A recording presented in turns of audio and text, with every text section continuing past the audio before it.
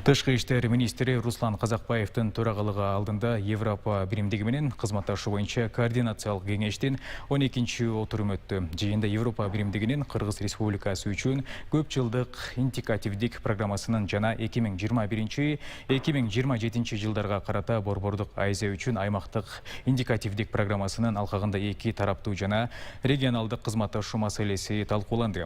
Кызматташтыктын артыкчылыктуу багыттары билим берүү, социалдык коргоо, мыйзамдуулук, шайлоо тутуму, санариптештирүү, айлана чөйрөнү коргоо жана жашыл экономика, анын ичинде COVID-19 антикризистик пакети.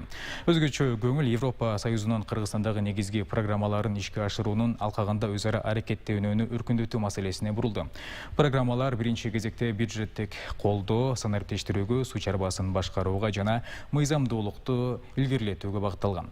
Кыргыз Республикасы менен Европа биримдигинин ортосундагы кеңейтилген өнөктөштүк жана кызматташтык жөнүндө макулдашуунун долбооруна кол коюу үчүн даярдык иштерин аяктоо зарылдыгы белгиленди.